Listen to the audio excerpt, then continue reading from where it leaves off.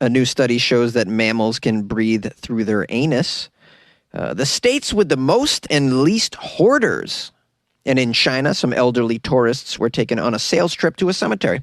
These are the weird stories for Wednesday on Weird AF News, the only weird news podcast that's daily and hosted by a comedian inside a closet. Yes, you don't believe me?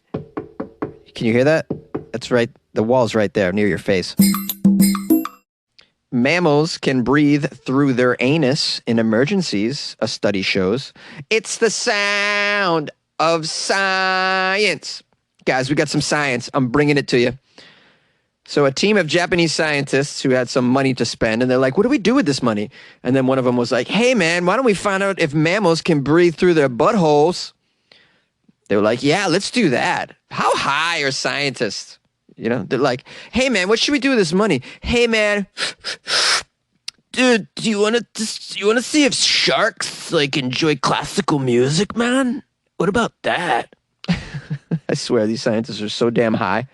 So they're like, okay, let's find out if mammals can absorb oxygen via the butt. It says here, intrigued by how certain sea creatures breathe through their intestines during emergencies, researchers at Tokyo Medical and Dental University were able to prove the same is true under experimental circumstances for such animals as mice, rats, and pigs. They published their findings over the weekend. Now, they're speculating that this might also apply to human beings who are in respiratory distress when, for instance, ventilators are not available or inadequate. For higher order animals, respiration involves breathing in oxygen and excreting carbon dioxide using lungs or gills. Some species, however, have evolved alternate ventilatory mechanisms. Some species like the catfish, sea cucumbers, and even certain spiders can use their hindgut in order to oxygenate if they need to survive during an emergency. You know, they're breathing through their buttholes. I'm breathing through your butthole, absorbing oxygen through your anus. Someone needs to write a song about mammals breathing through their butthole.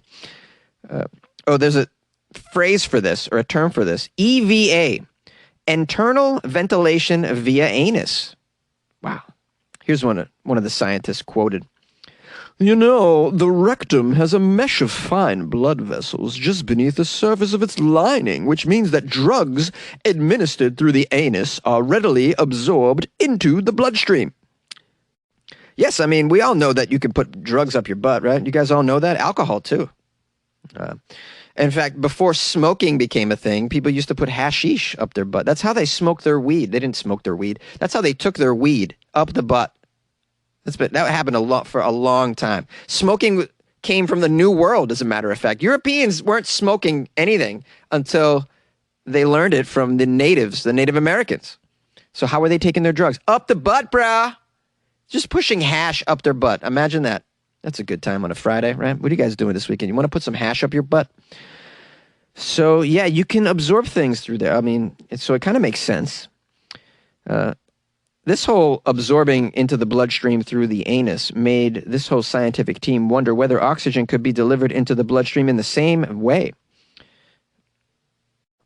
Yeah, I mean, it makes sense. You could probably absorb barbecue sauce the same way, too. Just right up your butt.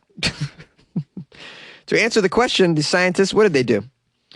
They decided to carry out experiments on oxygen-deprived mice, pigs, and rats using two methods, delivering the oxygen into the rectum in a gas form and infusing an oxygen-rich enema via the same route.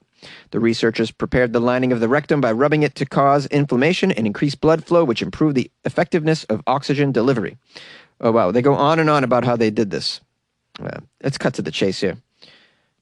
They found that patients in respiratory distress can have their oxygen supply supported by this method in order to reduce the negative effects of oxygen deprivation while underlying conditions are being treated by the body. Eventually, the team hopes to establish the technique's effectiveness in humans during a clinical setting. So they'll probably be looking for volunteers, guys. Anyone want to be deprived oxygen and then given oxygen up your butt at the same time? Anyone want to be strangled but have oxygen shoved up your butt at the same time? An oxygen enema while you're being choked? Anybody into this? It sounds like something that some people pay for off those fetish websites. You know the ones. This just goes to show how very useful and dynamic our butthole really is. The states with the most hoarders. Hoarding is a big deal in the United States. I don't know where you're listening to this, but we used to have a show called Hoarders. Kind of highlighted this group of dysfunctional people that we have in the culture. Just item fetishism is what it comes down to. Just can't have enough things. Cannot throw away things. Can't part with things. Man, that show, you see people, they have so much crap, they can't even move around their house. It's just out of control. Have you seen the storage units we have in this country? Just entire buildings filled with units that hold crap. It's the crap that doesn't fit in the homes where these people live. They already have that thing filled to the brim with crap. They need more space to put their crap. It's really ridiculous, man. I am what you would call a minimalist. Everything that I need and own pretty much can fit in my car. If I got to just drive away, just throw it in there. I like to live that way because I'm a Rolling Stone, baby. Okay, let me get into the article. It says attics and basements, closet shelves, kitchen drawers, spare rooms, even bathtubs can fill up with crap over the years, like handwritten notes, baby clothes, newspapers, old books, holiday decorations, and more.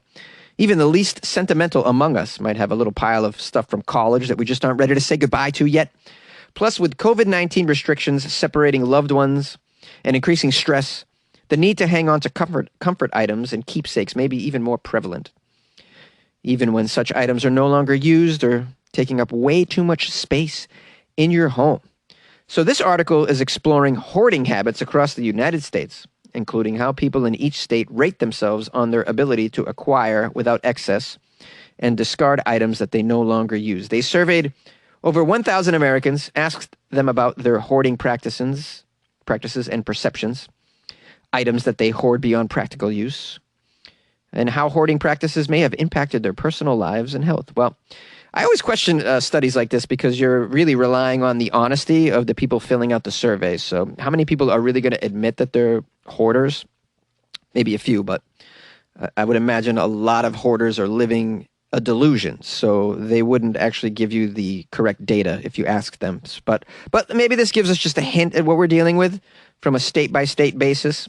Let's get into it. It looks like, okay, when it comes to hoarding, America is all over the map. South Carolina had the highest percentage of self-identified hoarders. So they're at number 1. Number 2 is Ohio. Number 3, Alabama. Southern states in particular make up the bulk of the states with the most hoarders. In fact, they had 8 out of the top 20 most self-identified hoarders in these southern states. A lot of crap, right? They keep all that stuff in their double wide. Okay, so who had the lowest percentage? Washington, D.C. comes in. Oh, D.C. doing it with the least amount of hoarders.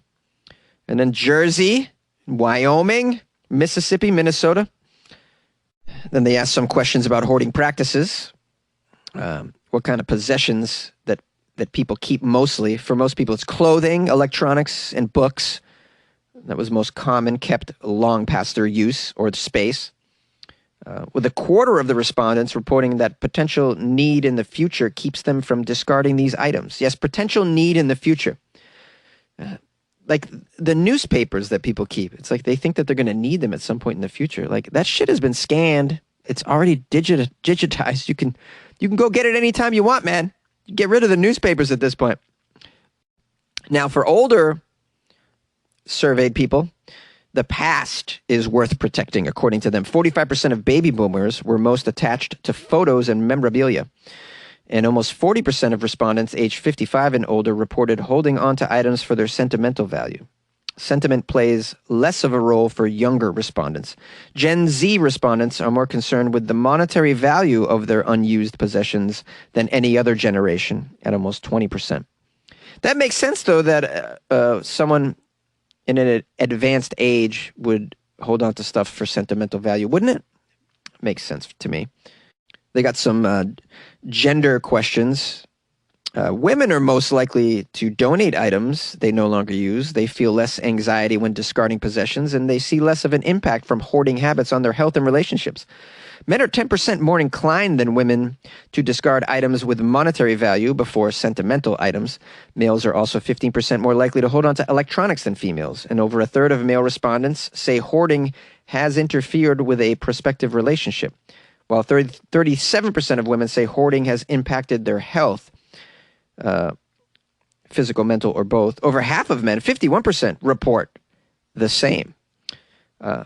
And it goes on to say 1/2 of baby boomers have little to no free storage space in their homes. Oh boy. Interestingly, another 50% of baby boomers say they are rarely or ever encouraged to throw away items. 40% of Gen Y respondents have shame about the number of items in their homes, and 36% of Gen Z respondents are anxious when discarding items they no longer use or have space for. Also, a third of Gen X participants have shame about the number of items in their homes. Then they went on to get some numbers on the impact of hoarding. This article is quite long with lots of data. I'll post a link to it in the Patreon if you'd like to just kind of dig into it. But I think you get the idea here. Hoarding is a serious issue for many people, and it really affects people's mental and physical well-being, of course. Like anything else, it's a habit. Unfortunately, I would be surprised to find out if anybody really seeks professional help for such a habit. I think more often than not, all you do is get pressure from your relatives and friends that come over your house, and they're like, dude, you have 4 fake Christmas trees. Maybe get rid of 3 of them. You only need, Christmas is 1 day a year, not 4. Bobby, you can get rid of the other 3. You like podcasts? You're listening to my podcast. Maybe you thought to yourself, I'd like to make a podcast. Too difficult. No, not with Anchor. Anchor has free creation tools that allow you to record and edit your podcast from your phone or your computer. Anchor distributes your podcast to Apple, Spotify, Stitcher, and more. They have advertising integration, so you can even make a little money off your podcast. Everything you need to make a podcast in one place. Download the free Anchor app or go to anchor.fm to get started. And good luck with your podcast. Good luck with your creation. Good luck with your life, man. In China, elderly tourists were taken on a sales trip to the cemetery. That's just insulting. Authorities in China are investigating how a group of elderly tourists were sold a sightseeing tour only to be taken to a cemetery. The group paid 18 yuan for the trip, with lunch included, but were shocked when they arrived at the cemetery and then given a sales pitch. Did they try and sell them a grave? The local tourism commission said the tour company did not hold the appropriate license. The city government has since vowed to crack down on similar behavior. There are a lot of these cemetery tours going on in China. Oh, man, to be fooled in such a way. You think you're going on a really cool tour. Next thing you know, you're sitting among graves eating a sandwich. A man named Zhang told the local media that he was invited on a tour by a travel agency named Long Yao.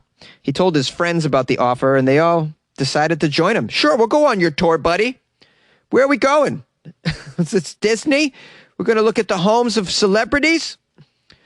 The video footage taken on the bus shows the group singing and smiling on their day out. Singing, hi-ho, it's to a cemetery we go. But when they arrived at the, quote, scenic spot, it turned out to be a cemetery. One member of the tour group told the local media, "We are tourists. Why did you ask us to visit the graveyard?" Mr. Zhang complained about the tour operator to the local Culture and Tourism Development Committee, who have launched an investigation. It said that Long Yao Tour Company did not have the appropriate license to hold any tour. It's just, of all the things, you're going to put, hey, let's start a fake tour company. But then, you could have taken them to a lot of places and pretended that it was cool, but instead you took them to just the cemetery. I mean, you could have took them to some mansions and been like, oh, Tom Cruise lives there, and just watched the confusion on their faces. But who can really doubt you, If you take them to a cemetery, it's obvious that you're fleecing them. At the end of the article, it says, this isn't the first time a travel tour in China has caused some controversy. In 2015, a Chinese tour guide had her license revoked after she was caught on camera berating tourists for not shopping enough. Yeah, That's more like it. That sounds like a Chinese tour. Spend more money. Tip more. Tip more. Thanks once again for joining me for another episode of Weird AF News. There's over 1 million podcasts out in the world, and you chose to listen to mine, and I'm grateful. I'm grateful for your loyal listenership. I really am. Without you, we would have no show, so I appreciate all of my listeners. And many of my listeners have reached out to me on Instagram at FunnyJones, and I always answer. So if you'd like to make a comment to me or say something or make a suggestion, just follow me on Instagram at FunnyJones and drop me a message. If you'd like to call the show, the number is 646-450-2012. If you have an article you'd like me to cover, please email me a link, funnyjones@gmail.com. If you'd like to leave a review of the podcast, that's very helpful and it doesn't cost anything. Amazon and Apple Podcasts are the place you can do that. You can leave me some stars. You can leave me a positive or a negative review, but express yourself either way. I would love that. And if you'd like to support the show on another level, check out the Patreon, patreon.com/weirdafnews, where you can support the show for a couple of dollars a month. And you get something for that. You get a good feeling that you're supporting a daily weird news show. Really the only one of its kind. You also get that good feeling when you get into the Patreon and get to see all that awesome Weird AF extra content that you unlock with your Patreon subscription. So you get a lot of extra Weird AF stuff, which is great. It's more me, and it's more weird. So if you like the weird stuff that you're getting with the podcast and you like me, then you'll enjoy the Patreon. Patreon.com/weirdafnews, or go to weirdafnews.com.